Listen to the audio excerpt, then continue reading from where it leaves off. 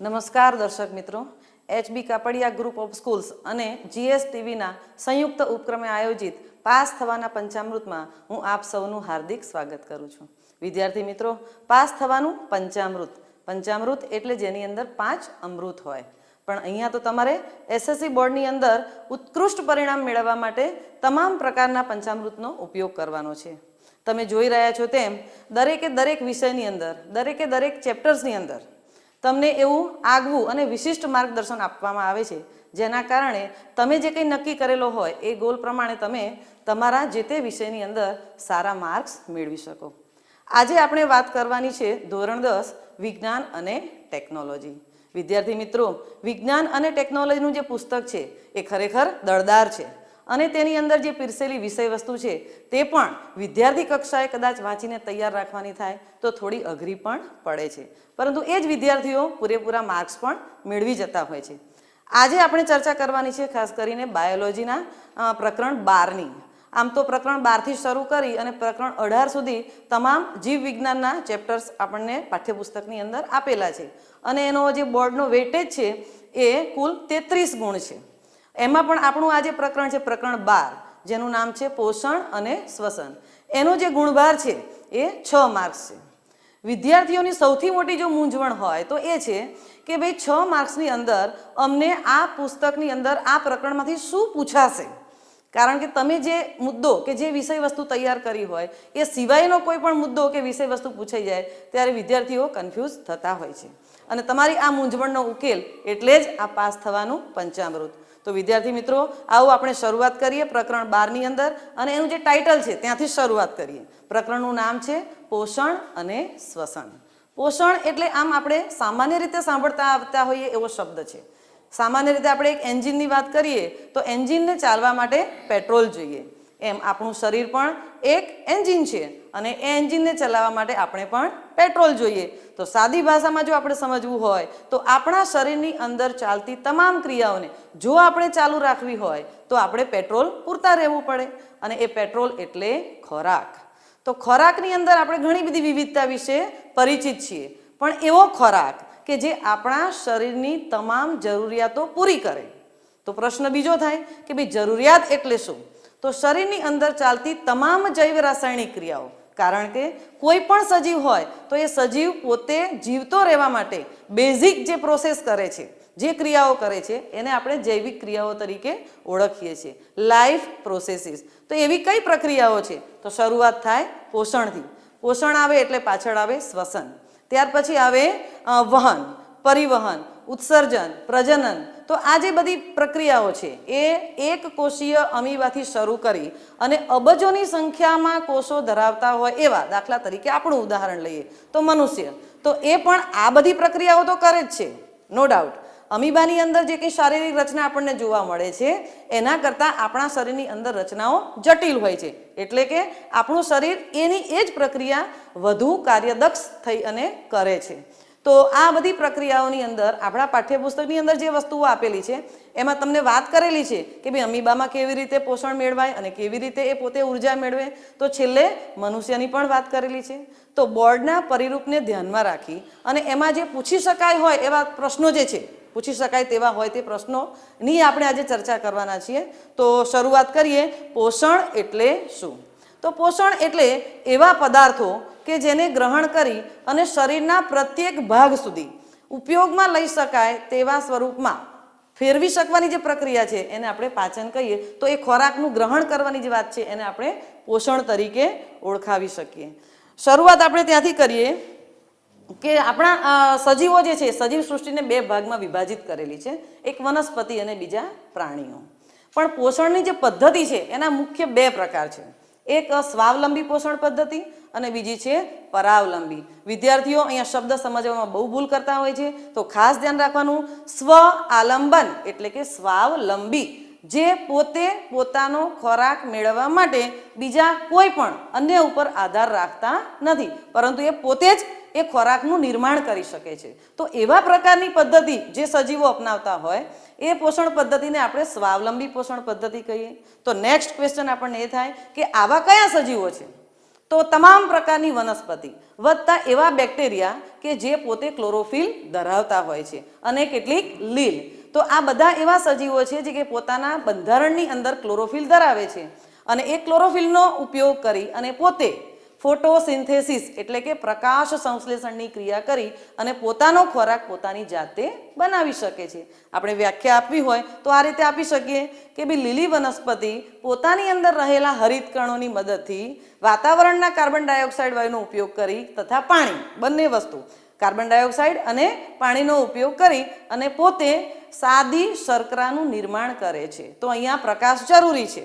તો પ્રકાશની હાજરીમાં ક્લોરોફિલની મદદથી વાતાવરણનો કાર્બન ડાયોક્સાઇડ અને પાણીનો ઉપયોગ કરી અને એ પોતે જે ખોરાક બનાવે છે એ ખોરાક છે ગ્લુકોઝ અથવા તો આપણે એને શું કહીશું સાદી શર્કરા અને એ શર્કરાનું પછી પોલિમર એકમ બને એટલે આપણે એને સ્ટાર્ચ કહીએ છીએ. તો આને સ્વાવલંબી પદ્ધતિ કહેવાય. પછી એક બીજો પ્રશ્ન તમને પૂછાય છે પરાવલંબી પોષણ પદ્ધતિ.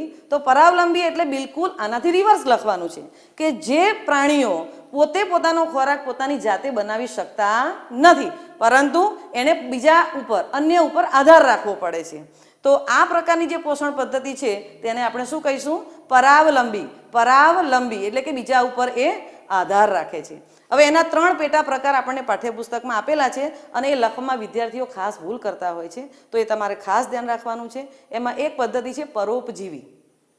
પરોપજીવી એટલે શું? તો એ પોષણ માટે બીજા જીવ ઉપર બીજા સજીવ ઉપર આધાર રાખે છે. જેના ઉપર આધાર રાખે છે એને આપણે યજમાન તરીકે ઓળખીએ છીએ અને જે આધાર રાખે છે એને આપણે પરોપજીવી કહીએ છીએ. આમાં યજમાન સજીવ જે હોય એને હંમેશા નુકસાન થતું હોય છે પણ એને નુકસાન કરીને પણ જે બીજો સજીવ છે એ પોતે પોષણ મેળવે છે. આવી કેટલીક વનસ્પતિઓ પણ હોઈ શકે દાખલા તરીકે અમરવેલ અને મોટાભાગના તમામ પ્રાણીઓ જે છે એમાં ઘણા બધા પ્રાણીઓ આપણને પરોપજીવી જીવન કાઢતા જોવા મળે છે. મૃતોપજીવી એટલે શું? તો સડી ગયેલા મૃતદેહની અંદર રહેલા જટિલ સકાર્બનિક સંયોજનો હોય એનું વિઘટન કરી અને સાદા શોષી શકાય અને ઉપયોગમાં લઈ શકાય તેવા સ્વરૂપમાં ફેરવવાની ક્રિયા જે છે એને આપણે મૃતોપજીવી કહીએ છીએ. મોટાભાગની ફૂગ જે છે એ મૃતોપજીવી હોય છે. અને નેક્સ્ટ છે પ્રાણી સંપોષણ. એ પ્રાણીના શરીરનો કોઈ એક ભાગ અથવા તો આખું ને આખું એક પ્રાણી એ પોતે ગ્રહણ કરે હજમ કરે અને પછી એમાંથી પોષણ મેળવતા હોય. તો ત્રીજી પદ્ધતિ છે પ્રાણી સંપોષણ એટલે કે મનુષ્ય હોય વંદો હોય ગરોળી હોય આ બધા સજીવો એવા છે કે કોઈ પણ અન્ય પ્રાણીના શરીરનો કોઈ એક ભાગ અથવા તો આખું ને આખું પ્રાણી એ પોતે ગ્રહણ કરે છે અને તેમાંથી પોષણ મેળવે છે. પરંતુ આ પ્રકરણનો સૌથી અઘરો મુદ્દો અને જો વિદ્યાર્થીઓ લખી શકતા ના હોય તો એ મનુષ્યનું પાચન તંત્ર અને એની અંદર ચાલતી પાચન ક્રિયા. તો આપણે એની જરા સમજ મેળવી લઈએ વિદ્યાર્થી મિત્રો કે જુઓ અહીંયા આકૃતિ દ્વારમાં મનુષ્યનું પાચન તંત્ર. મનુષ્યનું જે પાચન તંત્ર છે એ મુખ્ય 2 ભાગમાં વહેંચાયેલું છે. એક પાચન નળી જેની અંદર જુદા જુદા અંગોનો સમાવેશ કરવામાં આવ્યો છે અને બીજી છે સહાયક પાચક ગ્રંથિઓ કે જે પાચનની ક્રિયામાં સહાય કરે છે. સૌ પ્રથમ આપણે સમગ્ર પાચન માર્ગના જે કંઈ અંગો છે તેના વિશે જાણકારી મેળવી લઈએ. તો મનુષ્યના પાચન તંત્રની શરૂઆત મુખથી થાય છે. મુખની અંદર રહેલા દાંત જે દાંતના 4 પ્રકાર હોય છે અને એ 4 પ્રકારના દાંત છે એ ખોરાકને જુદી જુદી રીતે એને દળીને એને ચાવીને શરીરની અંદર ઉતારી શકાય તેવા સ્વરૂપમાં ફેરવે છે. એટલે કે કાપવાના હોય ચીરવાના હોય પછી દાઢ અને અગ્રદાઢ હોય તો એ બધી દાઢ દાંત અને આ તમામ પ્રકારના દાંત ભેગા થઈ અને એનો ઉપયોગ આપણે શું કરીએ છીએ ખોરાકને ચાવવા માટે. સાથે સાથે આપણા મોઢાની અંદર 3 જોડ લાળ ગ્રંથિઓ આવેલી હોય છે જેમાંની એક છે અધોહનુ, બીજી છે અધોજીવા અને ત્રીજી છે ઉપકર્ણ લાળ ગ્રંથિ. તો આ લાળ ગ્રંથિઓ જે છે એ લાળ રસનો સ્ત્રાવ કરે છે. આ રીતે મુખની અંદર લાળ રસ ભળેલો જે ખોરાક છે ચવાયેલો જે ખોરાક છે એ અન્નનળી મારફતે અહીંયા જઠરની અંદર આવે છે. તો અન્નનળી જે છે એ અન્નનળી એક એવી નળી છે સ્નાયુની બનેલી કે જેના દ્વારા મુખની અંદર ચવાયેલો ખોરાક ઢીલો પોચો પડેલો ખોરાક જઠરની અંદર આવે છે. એટલે ત્રીજું જે પાચન અંગ છે એને આપણે જઠર તરીકે ઓળખીએ છીએ જે આકારનું કોથળી જેવું સ્નાયુનું બનેલું અંગ છે. ત્યાર પછી આ જે જઠર છે એ જઠરની અંદર અહીંયા યુ આકારનો ભાગ છે જેને આપણે પક્વાશય તરીકે ઓળખીએ છીએ.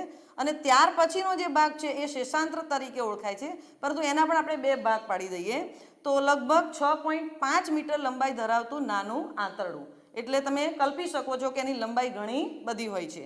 અને ત્યાર પછી લગભગ 1.5 મીટર લંબાઈ ધરાવતું મોટું આંતરડું છે. એટલે પાઠ્યપુસ્તકની અંદર જે આંકડો આપેલો છે એ લગભગ 7.5 મીટર લંબાઈ ધરાવતું આંતરડું છે. અને ત્યાર પછી મોટા આંતરડાનો જે છેલ્લો અંતમાં આવતો ભાગ છે એને આપણે મળાશય તરીકે ઓળખીએ છીએ. અને છેલ્લે જે છિદ્ર છે એને મળ દ્વાર તરીકે ઓળખીએ છીએ. આ જે મળ દ્વાર છે ત્યાં મુદ્રિકા સ્નાયુઓ આવેલા હોય છે. અને એવા જ મુદ્રિકા સ્નાયુઓ અહીંયા જઠરની અંદર છેક જઠરના પશ્ચ છેડે, અગ્ર નહીં પરંતુ પશ્ચ છેડે આવેલા હોય છે, જે ખોરાકનું અહીંયાથી આંતરડામાં આવવા માટેનું નિયંત્રણ કરે છે. તો વિદ્યાર્થી મિત્રો, આ થયું પાચન નળી, જેમાં મુખ, અન્નળી, જઠર, નાનું આંતરડું, મોટું આંતરડું અને મળાશય તેમજ મળ દ્વાર. સાથે સાથે આપણે 2 વાત કરી સહાયક પાચક ગ્રંથિઓની, જેની અંદર એક છે યકૃત, જે આપણા શરીરની લેબોરેટરી છે, અને બીજું છે સ્વાદુપિંડ. તો આ બંને યકૃત અને સ્વાદુપિંડ છે એ સહાયક પાચક ગ્રંથિઓ, જેની અંદરથી સ્ત્રાવ થાય અને એની મદદથી સરળતાથી આપણે લીધેલા ખોરાકનું પાચન થઈ શકે. આ જે નાની કોથળી જેવી રચના છે એને પિત્તાશય કહેવાય. યકૃતમાંથી ઉત્પન્ન થયેલો પિત્તરસ છે એ પિત્તાશયની અંદર સંગ્રહ પામે છે.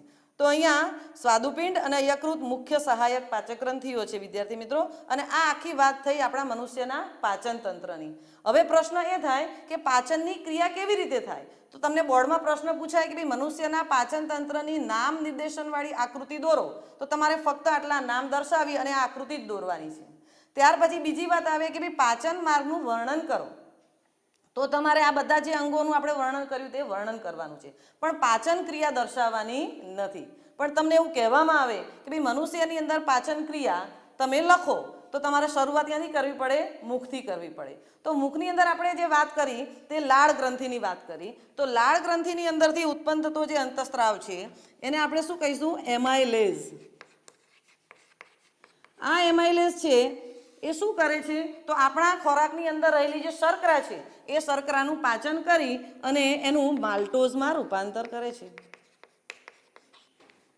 ત્યાર પછી આપણે વાત કરી કે ખોરાક જઠરમાં આવે છે. તો જઠરની અંદર જે આવતો ખોરાક છે એની અંદર જઠરમાં આવેલી જઠર ગ્રંથિઓમાંથી જઠર રસનો સ્ત્રાવ થાય.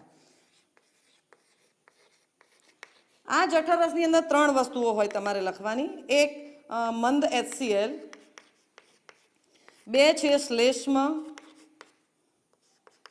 અને 3 છે પેપ્સિનોજન. તો આ 3નું ફંક્શન શું છે, કાર્ય શું છે તમે લખી નાખો એટલે જઠરની અંદર પાચન ક્રિયા પૂરી થઈ જાય. શરૂઆત કરીએ આપણે મંદ HClની.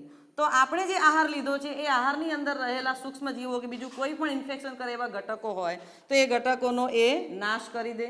વત્તા મંદ HCl જે છે એના કારણે એસિડિક માધ્યમ ઊભું થાય, અને એ એસિડિક માધ્યમની અંદર આ પેપ્સિનોજન નામનું જે નિષ્ક્રિય ઉત્સેચક છે એ કામ કરવાનું ચાલુ કરી શકે. તો આ પેપ્સિનોજન છે એને સક્રિય પેપ્સિનમાં ફેરવવાનું કામ પણ આ મંદ HCl કરે છે. પણ HCl સક્રિય થઈ જાય તો પછી જઠરની જે દિવાલ છે એને પણ નુકસાન થઈ શકે. પરિણામે આ શ્લેષ્મ જે છે એ જઠરની અંદરની દિવાલમાં આખું લેયર બનાવી દે. પરિણામે આ મંદ HCl અને સક્રિય ઉત્સેચકની હાનિકારક અસરથી આપણે એને બચાવી શકીએ. ત્યાર પછી આપણે વાત કરીએ પક્વાશયની અંદર. તો અહીંયા 2 કે 3 કલાક વલોવાયેલો ખોરાક જે છે એ નાના આંતરડાની અંદર આવે છે, પરંતુ યકૃતની અંદર ઉત્પન્ન થયેલો પિત્તરસ એ પિત્તાશયમાં સંગ્રહ પામે અને એ પિત્તાશયમાંથી પિત્ત નળી મારફતે એ પિત્તરસનો સ્ત્રાવ નાના આંતરડાના શરૂઆતના ભાગમાં થાય છે. આ પિત્તરસ જે છે એની અંદર કેટલાક ક્ષાર આવેલા હોય જે અહીંયા આવેલા ખોરાકનું માધ્યમ બદલી નાખે, એટલે કે અલ્કલાઇન માધ્યમ કરી નાખે. અને એ અલ્કલાઇન માધ્યમની અંદર ચોક્કસ પ્રકારના ઉત્સેચકો કે કયા? તો સ્વાદુપિંડની અંદર ઉત્પન્ન થતા જે ઉત્સેચકો છે તમે જાણો છો તેમ કે ભાઈ ટ્રિપ્સિન છે, એમાઇલેઝ છે અને લાઇપેઝ છે. તો ટ્રિપ્સિન છે એ પ્રોટીનનું પાચન કરશે, લાઇપેઝ છે એ લિપિડનું પાચન કરશે અને એમાઇલેઝ છે એ શર્કરાનું પાચન કરશે. તો અહીંયા જે હોજરીની અંદર જઠરની અંદર અંશતઃ પાચન થયેલો ખોરાક છે એનું સંપૂર્ણ પાચન આ સ્વાદુપિંડના ઉત્સેચકો છે તે કરે છે. વત્તા એને મદદ કોણ કરે છે? તો આ નાના આંતરડાની અંદરથી ઉત્પન્ન થતા જે આંત્રરસ છે એ આંત્રરસની અંદર રહેલા ઉત્સેચકો પણ જે તે આપણે ખોરાક લીધો હોય એનું સરળમાં સરળ નાનામાં નાના ઘટકની અંદર રૂપાંતરણ કરે. તો કયા ઘટકો બને? તો સ્ટાર્ચમાંથી ગ્લુકોઝ બને, પ્રોટીનમાંથી એમિનો એસિડ બને, અને છેલ્લે વાત કરી આપણે ચરબી અથવા તો જેને લિપિડ કહીએ તો એ લિપિડમાંથી આપણે ફેટી એસિડ અને ગ્લિસરોલ બને. મોટાભાગની પાચન ક્રિયા આંતરડાની અંદર થઈ જતી હોય છે. તો આ આંતરડાની જે દિવાલ છે એ દિવાલની અંદર આવા આપણી આંગળી જેવા પ્રવર્ધો આવેલા હોય છે જેને રસાંકુરો તરીકે ઓળખવામાં આવે છે. આ રસાંકુરોની મદદથી અહીંયા પાચિત થયેલા ખોરાકનું અભિશોષણ થઈ જાય. હવે જે નહીં પચેલો ખોરાક છે વત્તા પાણી એ બધું ધીમે ધીમે ક્યાં આવશે? મોટા આંતરડાની અંદર આવશે. મોટા આંતરડાની અંદર મોટાભાગે પાચનની ક્રિયા થતી નથી, પરંતુ ત્યાં થોડું પાણીનું શોષણ થઈ જાય અને મળના સર્જનની ક્રિયા થાય. મળ એટલે ઉત્સર્ગ દ્રવ્યો કે જેને આપણે શરીરની બહાર ફેંકી દેવાના છે. તો એ મળનો સંગ્રહ મળાશયમાં થાય અને પછી આ મળ દ્વાર મારફતે સમયાંતરે એનો શરીરમાંથી ત્યાગ કરવામાં આવે. તો વિદ્યાર્થી મિત્રો, ખૂબ સરસ પ્રશ્ન છે. જે સ્વરૂપમાં તમને પૂછાય એ સ્વરૂપમાં તમે લખી શકો છો. અહીંયા આપણે વાત કરી કે ભાઈ સંપૂર્ણ પાચન થયું તો એમાંથી એક ગ્લુકોઝ ઉત્પન્ન થયો. શેમાંથી ઉત્પન્ન થયો? એ સ્ટાર્ચમાંથી. એ ગ્લુકોઝ છે એ આપણા શરીરનું પેટ્રોલ છે. તો એ પેટ્રોલનું દહન થાય તો જ શક્તિ મળે. તો શરીરની અંદર વિવિધ ક્રિયાઓ કરવા માટે શક્તિ જોઈએ અને એ શક્તિ ઉત્પન્ન કરવા માટેની જે જૈવિક ક્રિયા છે એને આપણે કયા નામે ઓળખીએ છીએ? શ્વસન. તો વિદ્યાર્થી મિત્રો, શ્વસન અને શ્વાસોચ્છ્વાસ આ બે શબ્દો વચ્ચે તમે ખાસ બરાબર ભેદ સમજજો. શ્વસન એટલે એવી જૈવિક ક્રિયા છે કે જેની અંદર શરીરે ગ્રહણ કરેલા સાદા સરળ જે કંઈ સંયોજન છે એમાં ખાસ કરીને આપણે ગ્લુકોઝની વાત કરીએ છીએ તો એ ગ્લુકોઝનું ઉત્સેચકોની હાજરીમાં સંપૂર્ણ દહન થઈ અને એટીપી સ્વરૂપે શક્તિ ઉત્પન્ન થવાની ક્રિયાને આપણે શું કહીશું? શ્વસન. શ્વસનના બે મુખ્ય પ્રકાર આપણને પાઠ્યપુસ્તકની અંદર આપેલા છે. એમાં પહેલું છે જારક શ્વસન. તો જારક શ્વસન કોને કહેવાય? તો અહીંયા ઓક્સિજનની હાજરીમાં જે શ્વસન થતું હોય અથવા તો જે શ્વસનની ક્રિયા માટે ઓક્સિજન અનિવાર્ય હોય એને આપણે જારક શ્વસન કહીએ. બે તબક્કાની અંદર આ પ્રક્રિયા થાય છે. ખાસ કરીને આપણા શરીરનું ઉદાહરણ લઈએ તો પાચનને અંતે ઉત્પન્ન થયેલો ગ્લુકોઝ રુધિર મારફતે શરીરના પ્રત્યેક કોષની અંદર પહોંચી ગયો. હવે શું થશે? તો પહેલું આ ગ્લુકોઝ છે એનું બ્રેકડાઉન થશે એટલે કે લાયસિસ. તો આ પ્રક્રિયા ક્યાં થશે? કોષ રસમાં. આપણા કોષની અંદર આવેલા કોષ રસમાં ગ્લાયકોલિસિસની પ્રક્રિયા દ્વારા આ ગ્લુકોઝ છે એ 3 કાર્બન પરમાણુ ધરાવતા પાયરુવિક એસિડમાં રૂપાંતરણ પામે છે. હવે નેક્સ્ટ તો આપણા કોષની અંદર આવેલી અંગિકા, તમે ધોરણ 9 ની અંદર ભણી ગયા છો કણાભ સૂત્ર, જે આપણા કોષનું પાવર હાઉસ છે. તો એ પાવર હાઉસની અંદર ઓક્સિજનની હાજરીમાં ક્રેબ્સ ચક્ર અને ઓક્સિડેટિવ ફોસ્ફોરાયલેશન આ બંને પ્રક્રિયા દ્વારા શું થશે કે આ જે પાયરુવિક એસિડ છે એનું સંપૂર્ણ દહન થઈ અને કાર્બન ડાયોક્સાઇડ અને પાણી મુક્ત થશે. સાથે સાથે એક ગ્લુકોઝનું સંપૂર્ણ ઓક્સિડેશન થઈ અને 38 મોલેક્યુલ્સ અથવા